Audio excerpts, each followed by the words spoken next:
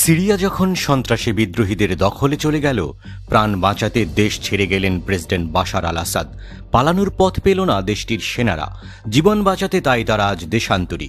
কোথায় গেছেন তারা? আজ কোন দেশে আশ্রয় খুঁজছে সিরিয়ান সৈন্যরা?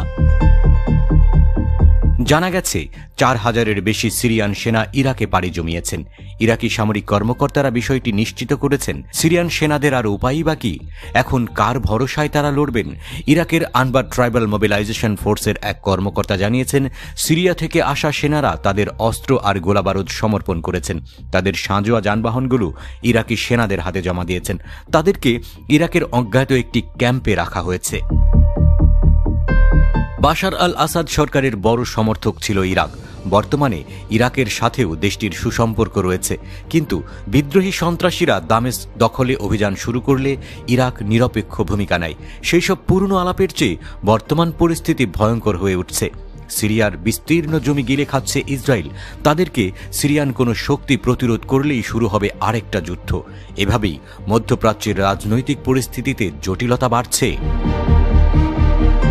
গোলান মালভূমি সিরিয়ার অংশ হলেও তা এখন ইসরায়েলের দখলে। ইহুদি রাষ্ট্রটি দক্ষিণ সিরিয়ার বিস্তীর্ণ এলাকাও নিজেদের নিয়ন্ত্রণে নিয়েছে।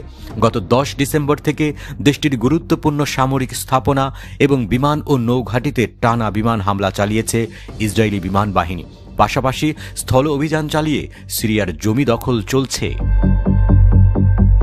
ইহুদি সরকার জানিয়েছে, সিরিয়া থেকে যেন ইসরায়েলে আক্রমণ না হয় তার জন্য সিরিয়ার ভূখণ্ডেই একটি নিয়ন্ত্রিত অঞ্চল গঠন করবে তারা।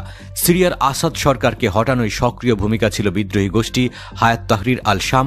জইস আল ইজ্জা নামের আরেকটি সহযোগী সশস্ত্র গোষ্ঠী তাদের দোসর। এই বিদ্রোহীদের আধিপত্য ইসরায়েলি সেনাদের দখলবাজির সামনে চ্যালেঞ্জের মুখোমুখি হতে পারে। গত ১০ ডিসেম্বর থেকে ৪৮ ঘণ্টায় সিরিয়া জুড়ে ৫০০-রও বেশি বিমান হামলা করেছে ইসরায়েল। হামলায় দামেস্কের গুরুত্বপূর্ণ সেনানিবাস, প্রতিরক্ষা গবেষণাগার এবং সামরিক স্থাপনা গুড়িয়ে গিয়েছে। এছাড়া ইসরায়েলি প্রতিরক্ষা শক্তির বিমান বাহিনী সিরিয়ার বিমানবন্দর, অস্ত্র ও গোলাবারুদের ভাণ্ডার, রাডার স্টেশন, সামরিক সিগন্যাল স্টেশন এবং ক্ষেপণাস্ত্র গবেষণাগার ধ্বংস করেছে বলে খবর আছে। ফলে এইচটিএস বাহিনীও শক্তি হারাচ্ছে। এই অবস্থায় সিরিয়ার সৈন্যরা ইরাকে চলে যাওয়ায় সিরিয়া অরক্ষিত হয়ে পড়েছে। এসব সেনা পরবর্তীতে গুছিয়ে উঠে বাশার আল আসাদের হয়ে লড়াইয়ে ফিরতে পারে। সিরিয়ার বেশ কিছু এলাকা এখনও নাকি আসাদ সরকারের পক্ষের লোকজনের নিয়ন্ত্রণে রয়েছে। সেই সব এলাকাবাসীকে সংগঠিত করে তাদের কাছে সাহায্য পৌঁছে দিতে ওইসব পলাতক সেনারা কাজ করতে পারে।